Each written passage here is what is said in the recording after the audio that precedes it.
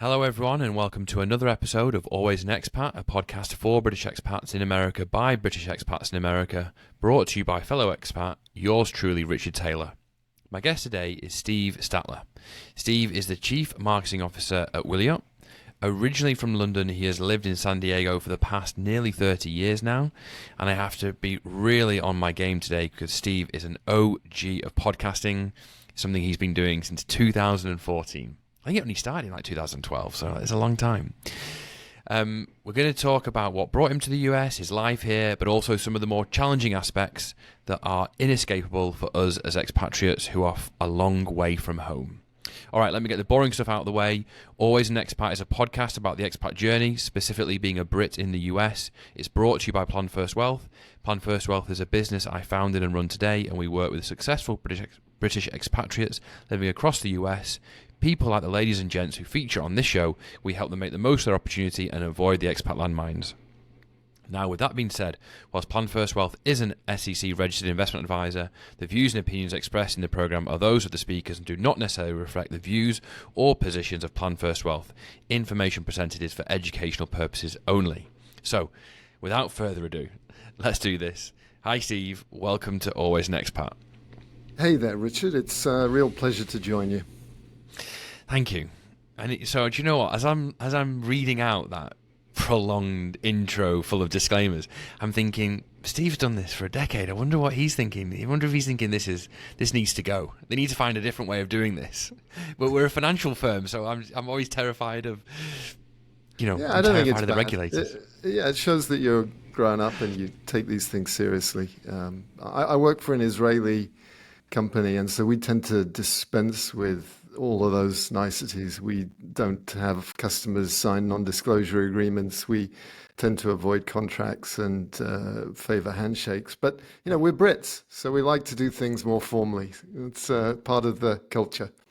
Wait, is that an Israeli trait?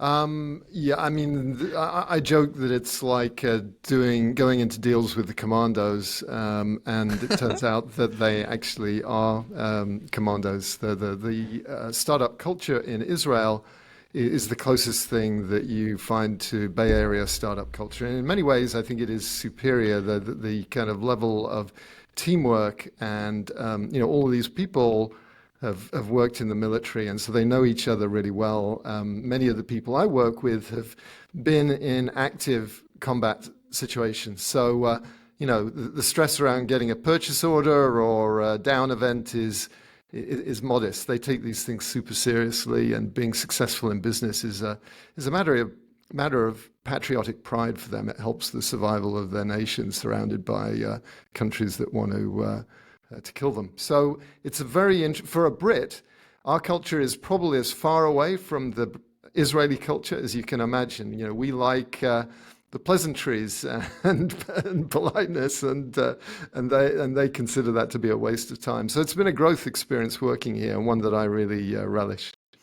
It's fascinating to hear you talk about that. So I've never actually been to Israel, but it's a country I cannot wait to visit. I've heard wonderful things about so many aspects of it, from the food and the culture to the startup scene. It's a country I admire, a country and a people I admire from afar. But what's interesting about what you've just said is, I was once listening to a podcast called The Compound, which is a fantastic investing podcast, and they were talking about Adam Newman from WeWork.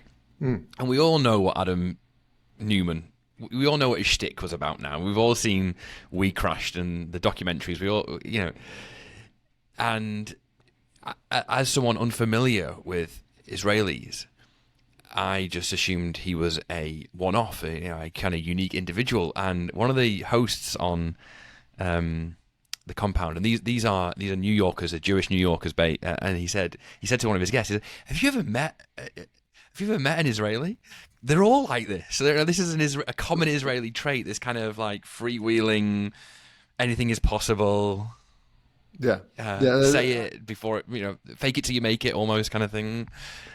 It is remarkable how that culture has evolved to become a nationwide methodology for growing companies. And by all accounts, Israel has not much in the way of natural resources. It's tiny. It's being attacked constantly, but its future is being fueled by tech superiority and the wealth that comes from entrepreneurship. And one of the things that attracted me to the United States is that culture of entrepreneurship. But they've taken it to another level. And so, as a Brit that was marinated in the kind of the class culture of the 70s, seeing this take no prisoners approach and the ability to innovate and just achieve amazing things and not be held back by anything is very invigorating, and I really enjoy it. Well, can we just? This is not where I was expecting to go at all. But can we just stay here for a second? What is it like? Is it?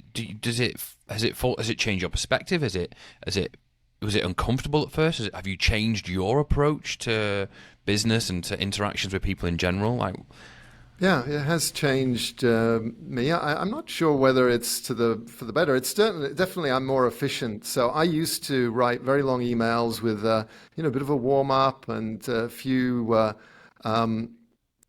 intro comments to get and pleases and thank yous. And basically, as soon as I started working for our co-founder and CEO, Tal, he's like, you got to make these shorter. This is not how we do things. And so they get to the point. And so I think I am much more direct. And I think there's a virtue and a vice to that. Sometimes people need the pleasantries in order to be able to take on board criticism. Whereas, my Israeli colleagues, if they don't like what I'm doing as the leader of our marketing organization, voices will be raised. There'll be a very passionate interaction. And then you need to take it for what it is. And it's not personal. And, the next moment we can be smiling and making jokes. So it's about the mission. And I think I've certainly grown to be more concise, more to the point, more candid, and I think more effective in what I think is probably kind of the last phase of my career. And, the thing that I appreciate most is, so the company I work for is called Williott. They've developed this computer the size of a postage stamp, which has no batteries and you don't plug it in. It gets its energy by harvesting radio waves. I don't believe that development would have been possible anywhere other than in Israel, but with a lot of cross-pollination with America. So we work with some of the biggest companies in the world, and there's a well-honed game plan for Israeli startups to look at sales and marketing being done in the States and the technical innovation being done and the leadership being in Israel. And it's just I'm grateful for that. Otherwise, I was the first person outside of Israel to join the company. Really? I was employee 13, and at the time they hadn't designed any chips. Now, we made almost 100 million of these compute devices last year. But when I went to visit them back in 2017, there was 12 people in a tiny, cramped office space with IKEA furniture. And then, together we got on board some amazing investors, Amazon, PepsiCo, Qualcomm, Samsung, Verizon, NTT, Merck. And so to get to achieve something and do something with your life to make the proverbial dent in the universe that Steve Jobs talked about, I don't think I would have got that if I'd been sitting in the suburbs of London. So I'm definitely glad that I stumbled on them. Well, yeah, I'm sure, and that's definitely. I mean, you're in an Israeli company, which is one wellspring of opportunity on the west coast of America, which is another even more established wellspring of opportunity. So it's kind of you've merged these two wells of opportunity there. But just pulling it back a little bit, I just want to explore this a little bit more, if I may. So you're a Brit. You're Mhm. you're well, a Brit living in America, but you're number 13 to this Israeli company, and this new approach is thrust upon you. You're unaware of it. Now, I presume no one forewarned you, and you're getting these harsh conversations, which now you know what it's all about. But Mm. I'm interested when this first happened, when you first had these interactions where you're getting told we're not happy with this, or this is not, we don't think this is the right approach, in these kind of um, non-diluted, non-softened way. Did you? How did you first react to that? Did you take it for what it was? Did you slink away with your tail between your legs for a while? Like, No, again, my mother's British, my father's American. He was very, he was raised by Depression era parents, and so he wasn't the aggressive, loud talking variety of American that we sometimes stereotype Americans as being. So again, I saw it as a growth opportunity, and it was the result that the reason that I ended up saying yes when they invited me to come on board was because I'd interacted with Israelis a couple of times before in my career, and the first time was when I was living in London, and I was working off of Oxford Street for a company called Logica, which is kind of a pretty prestigious consulting company. Um, and I ended up and we were pioneering some technology. And this Israeli guy who was just round the street, he was in the rag trade. So he sold apparel, garments, cloth. And we were selling some of the very first open systems that would then become this revolutionary force in computing, weaning people from the mainframe onto the kind of machines that we use today. And he asked if he could resell our product. And, I just left college. I was very wet behind the ears, inexperienced, but I knew that probably this was not going to go down well if I took this opportunity to the senior management, a channel partner that doesn't know anything about computers that wants to work with our product. So I said no. We kind of got into an argument. I put the phone down. He phoned me up and threatened to break my legs if I ever did that again. And so that was like, oh my God, that was that was like not a nice experience, but it really woke me up to that business interactions can be hardball and tough. And if you saw the size of the guys that were throwing around these bales of fabric, then that threat was not something to be laughed at. And he was literally like a few hundred yards away from my office when we had that interaction.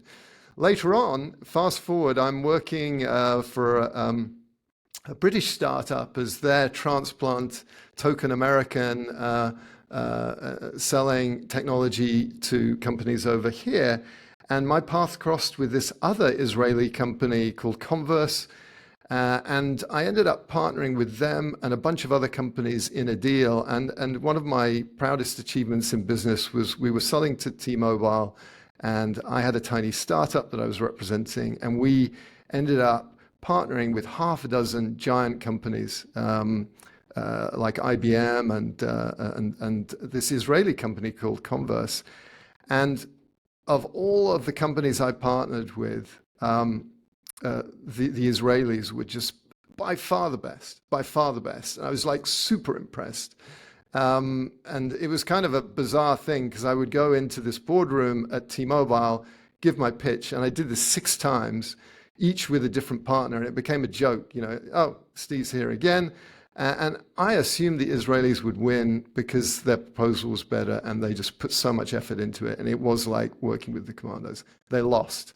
But it spawned an OEM deal that took me over to Israel. And so I got my chance to go to Jerusalem, ride around on buses with young men and women that were carrying automatic weapons, and see the fallout shelters that were built into the exit by the boardroom. And so I got this very early taste of Israel and respected, this was during the Intifada. So I was staying at a hotel with a black wreck of twisted metal next to it, where someone had blown themselves up next to the hotel as part of that kind of era in the Israeli history. So I just got huge respect for them there.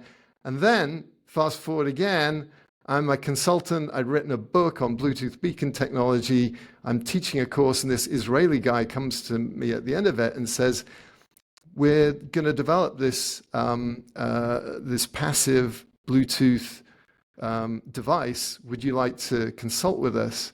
And so that was the thing that caused me to get past the, "I don't know what you're talking about. This seems weird. I don't really want to work with you." But the fact that he came from Israel was the thing that really made me say, "Okay, let's have a meeting. Let's talk about it." And then I went from that meeting thinking, realizing, no, this guy's not crazy. He's a genius, and this technology could change the world, and this is kind of an incredible opportunity. And so I jumped on it.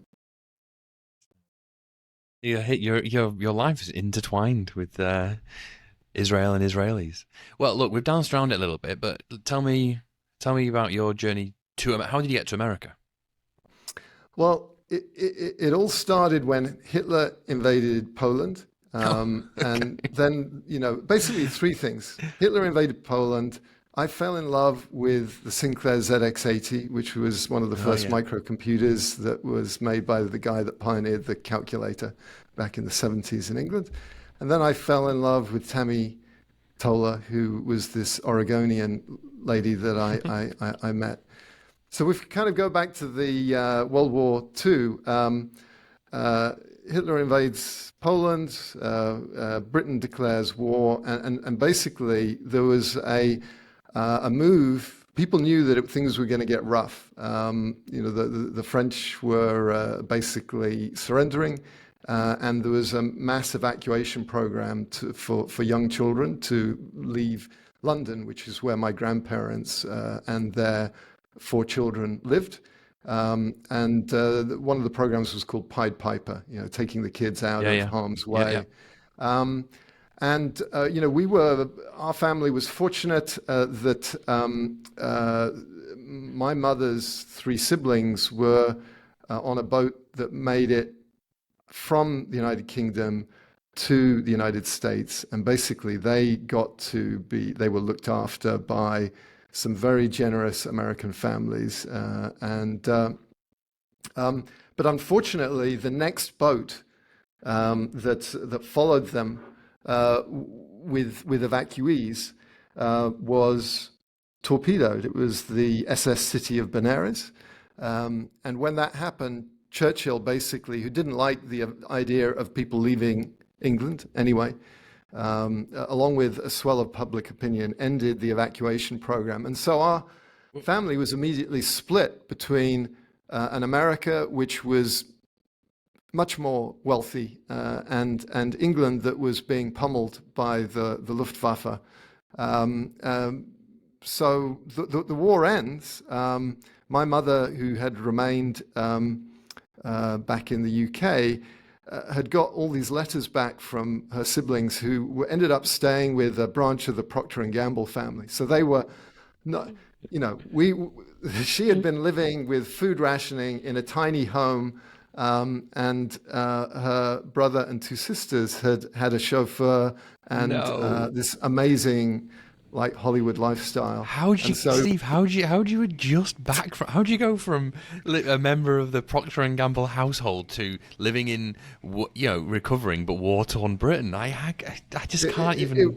It was comprehend. Very, very hard for them. They arrived, and there's this family story of they had all these packed lunches. They ate well on the boat. It was an American ship that was taking them back, and they arrived in this British house in a war-torn country, and they happened to have an egg left over from lunch, and they kind of put it on the table, and my mother was staring at this egg wondering, can I eat it? Because she was hungry, because it was rationing, and they ended up giving it to my grandfather, her father, and she was like almost in tears because of that. So it was very rough for the kids who had to adjust to not having someone drive them around and not having enough to eat. Jokes aside, because I know some people are like, yeah, but they got to sit out the war in America, they were safe. Yes. First of all, I've got to say, you told me this when we met prior to recording this. I knew that kids went to Wales and to the countryside. I had no idea that they left and went to the US. That was news to me. But jokes aside, yes, they were safe, but that's got to have been really hard for a kid because you just get used to having all this stuff. To then have it snatched away, it's just like getting, oh, here's a life you could have had, and just have it snatched away from you. That's tough. That's rough. That's tough. Well, this is an era where people wrote letters, and obviously no one does that anymore. It's kind of hard to imagine people sitting at a typewriter writing these letters. So my mother actually worked with the Imperial War Museum and published a book called Special Relations, which is kind of one of the names for this special relationship between America and England, and doubly meaningful given that her relations were living there. And it's basically a chronicle of all the letters that were typed and exchanged. And it's just fascinating seeing that and seeing the tension between a father and a mother left in England who are grateful but anxious. And it was very, very interesting to see what they were going through as they were growing up separately. And so that was really that connection and the image of America and the gratitude and the bonds is part of what pulled my mother over to visit her siblings, who actually ended up going back to America because it was much more fun. And so she, as soon as she was old enough, she went over to America and she visited her brother who was in Florida, her sister who was in New York, and then she took the Greyhound to San Francisco to see what life on the West Coast was like, which is where she met my father, who was escaping from the Midwest and his life in Cape Girardeau, Missouri. And he was training to be an architect, and they met in San Francisco and fell in love, got married, had me, and then decided that my dad was an Anglophile. He just loved the culture, and so they ended up going back on the Queen Mary with me when I was 2, and I ended up growing up in the UK, but with this perspective of America and having a bunch of relatives over there that I would periodically visit. And this is I grew up in this era when there was still a big difference between life in England and life in America. This is the era when movies came out 6 months ahead in America. I remember going to visit my cousins in New York. They lived just off of Central Park. And they said, there's this movie that's come out. It's called Star Wars. Do you want to go and see it? And I'd never heard of it because, it wasn't coming out in England for at least 6 months. And so I saw it, and I got to go up the Twin Towers when it still was there. And I fell in love with that. And then, when the first computers started to be developed, I sold all my Legos and bought this Sinclair ZX80 and started to learn about computing. And what was true of the movies, this kind of release window, was also true of computer technology.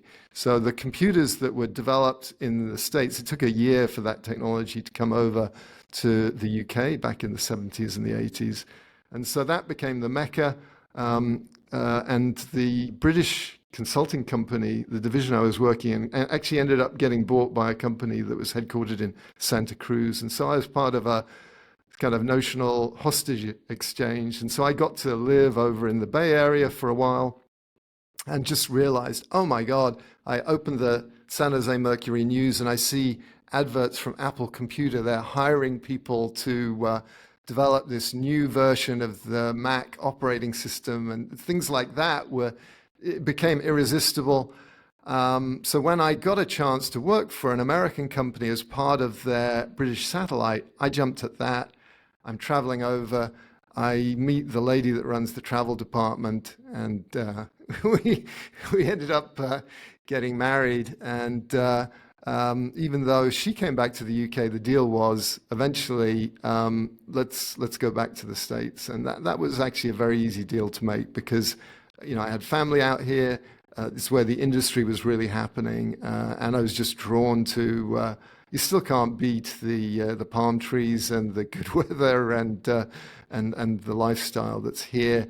That said, I really love England, and any chance I have to come back, I jump at, and so I get to do that, and I kind of had to do that whilst my father was alive because my parents split up, and so I had one parent living in England, my father, and I had another parent in the States who came to be near her grandchildren.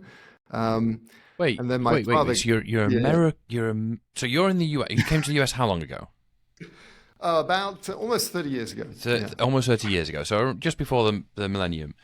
You're born an American. You have an American passport. yeah. You're married to an American. So you don't have to worry about all the immigration rigmarole. But then fast forward, and your American father is in the UK, and your British mother is in. How did your British mother get out here? It was actually very difficult because immigration is it's a tricky system to get out, and it's not like she was a computer scientist or anything. You sponsored her. I ended up sponsoring her, and she got even with that she was stuck, and we had to. I reached out to my senator. And it was only his intervention that got her out of this kind of limbo. Very sadly, my dad had some mental health issues, which was kind of led to their split. And so she had nowhere to live, and she was like just staying with friends and family. And thanks to, and the immigration system made a mistake, which they were willing to correct, but the correction would take years. So I basically called into my senator's office. He wrote a letter, and within a week, this legal nightmare, expensive legal nightmare, ended, and they fast-tracked her visa so she could come and live in a place that we got her and see her grandchildren.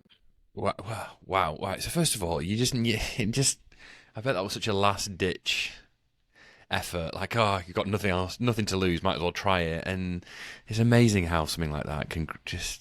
So it sounds so old school, doesn't it? So old fashioned in this modern world.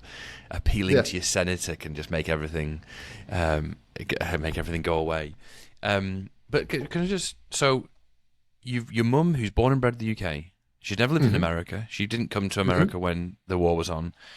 She split up with your father, and you bring her to the U. I mean, challenges aside, you bring her to the US to San Diego. How old was she then? So she was in her early 70s. That's a big bold move for someone it's a big move for her. But seeing your grandchildren's a bit of a draw. So we were in a position to get her a place. We were actually up in Oregon at the time, just to be pedantic, but. So she came up to Oregon and really started to enjoy the life there. Then pretty much as soon as she'd settled in, I got recruited by Qualcomm, who are headquartered down here in San Diego. It was an opportunity too good to refuse. So we end up moving down to San Diego, and she's like, well, where did my family go? And so she ended up following us, fortunately, down here. Which was great. In her 70s, moved from UK to Oregon, and in her 70s again, moved from Oregon to San Diego. I mean, hats off to her. Fair play. So can we just explore this for a second? Because this is really, I don't hear this very often. How did she get on? How was that for her mentally? How was it for her physically? What about like friendship groups and all? Yeah, it was hard.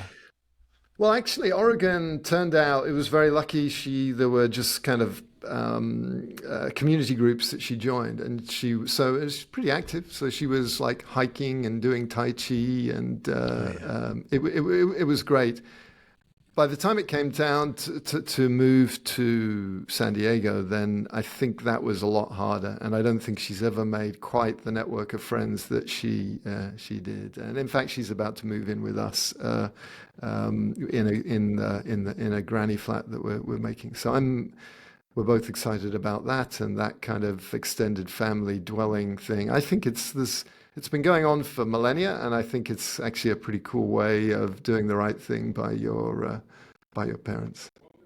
Do you think the difference between Oregon and her Oregon experience and San Diego experience is just that, San Diego is a city. It's people move to San Diego for careers and young families, whereas Oregon, it's just. I'm saying there's not big business in Oregon, but it's just got a different. The whole. Uh, It's an entirely different vibe and approach to life, right?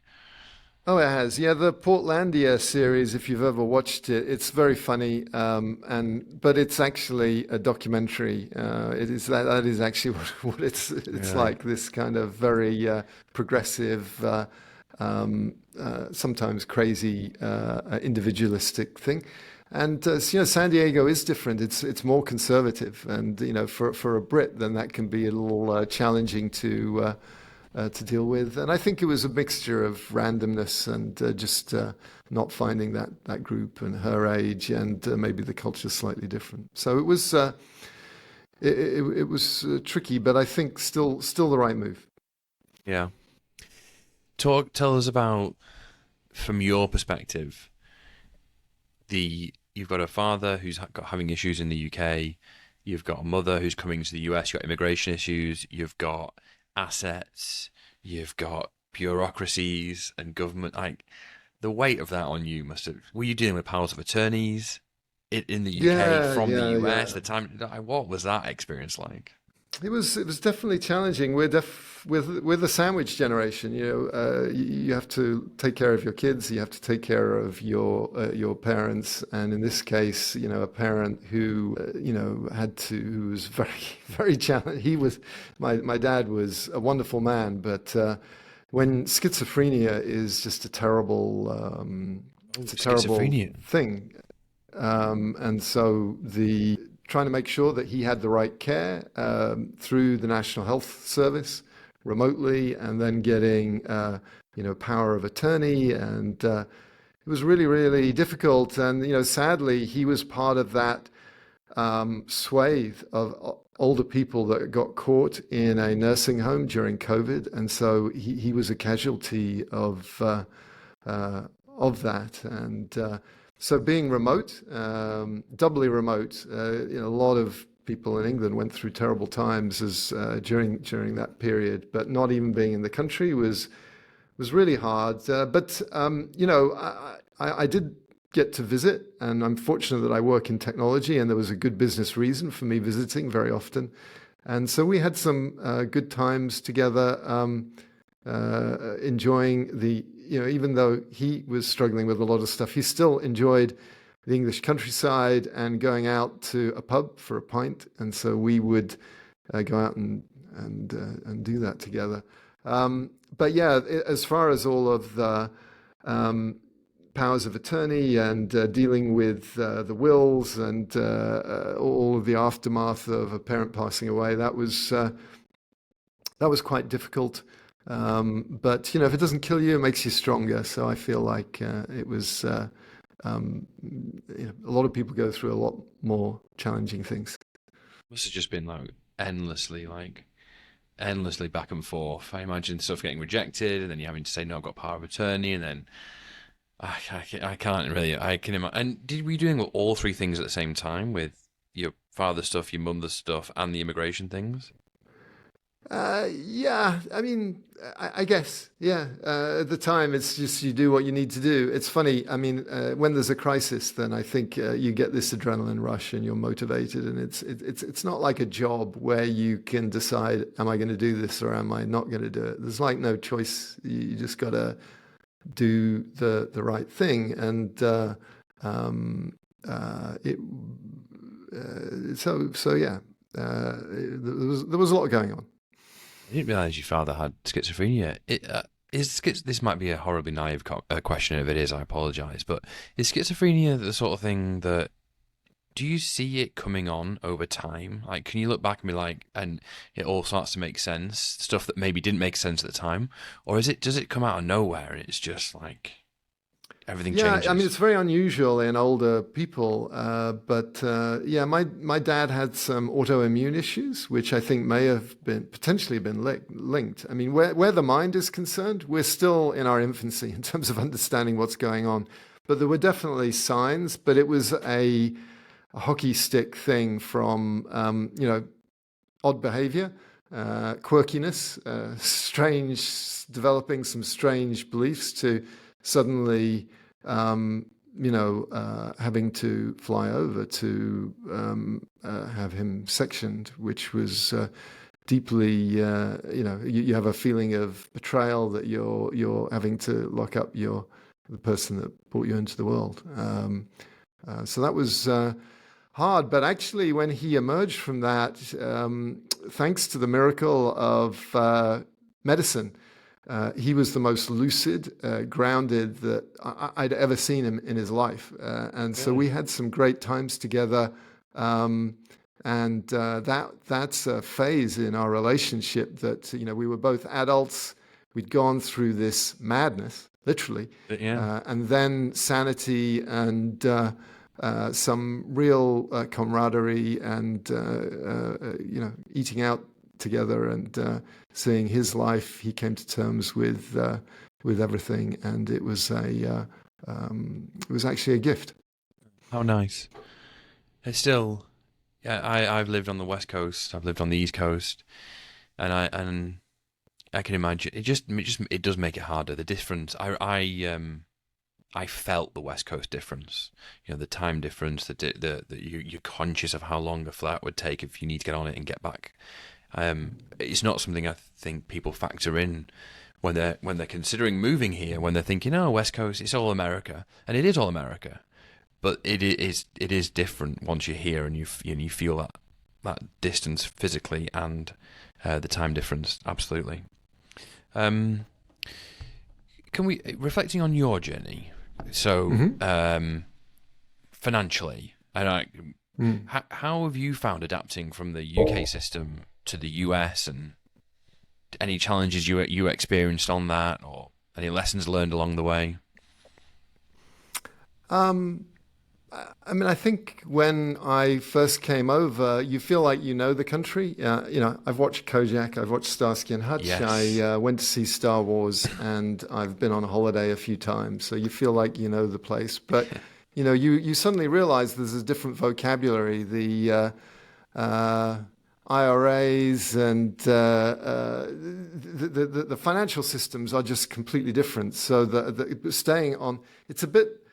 The closest metaphor is like hardware in the house. Our electrical system here is different to that in the UK. You know that there are things that you want to do with plumbing and electricity, but the devices are completely different. They're called different things, and you feel like you've suddenly become an 11-year-old because you can't describe what you want to do with the plumbing or the electricity. And it's the same with the financial system. And obviously it's not static either. It's not like the language where you can kind of get on top of the jargon and the slang, the colloquialisms. There's movement on both sides. And so, it takes some staying on top of it, I think, is kind of impossible. So I have ignored my UK pension that is through entire luck rather than judgment has grown, and I know that I'm going to be getting something from the government when I retire, and I'm kind of deferring that. I've having lost a lot of money actively trading in the early 80s on the stock market. I think there's a benefit. Absolutely. And so I've kind of had the good fortune to have see that pension grow, and looked at trying to repatriate the funds, move them over here, realized that was like super hard. And the way I look at it now is it's an excuse to go back to the UK periodically and spend that money during hopefully some months of the year of my retirement. And I don't have to worry about my dad anymore. That chapter is closed. So, and most of my savings are now over here, and so that's really the bit that I worry about the most. Now, you're going to tell me that I need to be worrying about the things over in the UK. Maybe I, I don't know, Well, but so all far I've just been ignoring it. all I'd say is I don't know when you looked into it, but there are the landscape has changed quite a lot in the last few years, and Mhm. short of cashing it in, you can't bring it to the US. But there are now ways to bring it not into the US, but almost. Get it into dollars, Mhm. get it under your control, draw down on it. There are options, advised and non-advised. So that Mhm. might be worth looking into again. And I will just say as well, whatever you have in the UK government pension-wise, you should get on top Mhm. of that because you can back pay. And there's a window right now where you can back pay for an extended period. And it's an Hmm. extremely good deal. It's not going to change your life. Yeah. It's a couple more pints in the pub. It's not like Yeah. Social Security, but it is an Right. extremely good deal financially. Assuming you live long enough, 'cause it's all a longevity gamble. But assuming you live long Yeah. enough, and the odds are in your favour, Yeah. short of there being something I'm not aware of, then it's that. Just Google basic state pension government gateway account, which is the UK Social Security equivalent, and do that before April.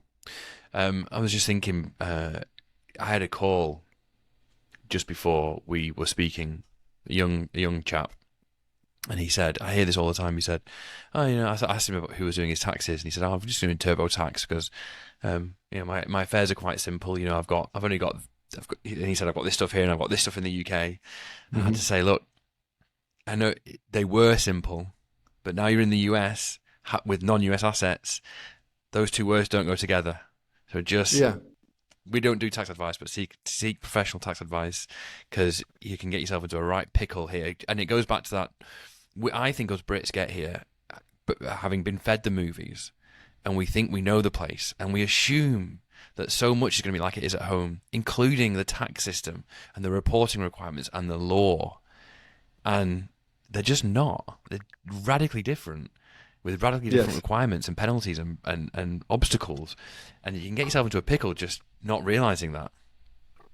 Yeah, I was definitely in that TurboTax mode, but I started up a company and our taxes got more complicated, and that ended up driving me to establish a relationship with an amazing tax advisor who kind of I I, I never expected to look forward to meetings with my tax preparer. But he was, I think I was probably the least affluent of his clients. And so he was able to, he was just a good person to bounce things off of and get feedback on. And so you certainly wouldn't get that from TurboTax. And I know that's, having that role and being able to look across a number of different people's portfolios and having the kind of advice that you just gave me is one of the things you get from finding someone that you trust, that where you have a relationship with. And so I see more and more of my friends who are also expatriates. They almost always have someone that they Yeah. work with that is helping them. And I think they're happier. And at the end of the day, what we're buying is happiness. I mean, there's a financial equation, but also getting old scary and finances intimidating. And so having a human being that you can talk to, I think is really valuable. It's an investment. But I cannot stress this enough. Paying someone to do your taxes who understands this cross border stuff is an investment. It's not a cost. It's an investment in your peace of mind and security if it ever gets challenged. I can't stress that enough. I don't want to diss TurboTax. They do a wonderful job. But when I hear an expat say the words TurboTax, I shudder because it's not good. It's not good, or it's not in my experience. Okay, as we wrap up here, Steve, I ask everyone the same question. I ask them, what does the American dream mean to them or mean to you, if anything at all? Um, I so the American dream for me is this ability to build on what is so great about England, but to lose the shackles of being held back and the vestiges of the class system, having the attaboy response to people that are doing well, and just the massive number of opportunities that are celebrated. And I don't want to diss the society in England. It's something that I love deeply. But I'm a technologist at heart, and so for me, it's the chance to experience new things and realize ideas in a way that I found hard to do back at home. And I still consider England my home. So it's a wonderful thing, but it also has its limitations. And so in many ways, I think we expats get the best of both worlds. We can put on our American hat when it suits us, and our British hat when that feels better. 100%, and that's a blessing and a curse, though, because it means that we never quite fit in. We get to do that, but the flip side to it is we're never wholly anything either. We're never wholly American or wholly British anymore, and that can be a bit unmooring at times. But then the flip side to that is we get to juggle it and flip in and out as we want. And that suits me better, but sometimes I'd love the stability. Every time I hear pub, I get carried away. You talked before about going out for a walk and going to the pub with your dad. Like I'd miss that. That would be good. But the thing that comes up here every single time, it's opportunity. Yes. And you can be grateful to America for providing these opportunities, and kind of in awe with this country for consistently being able to just create these opportunities without dissing the UK and Europe, two places I absolutely love for different reasons. But the opportunity here is kind of unrivaled. I agree. Okay, well, on that high note, let's bow out. So, Steve, thank you so much for being a guest on Always an Expat. Richard, it's been delightful. Thanks for asking such good questions and for listening so well. No, I appreciate that. Thank you. See you soon. See ya. Cheers.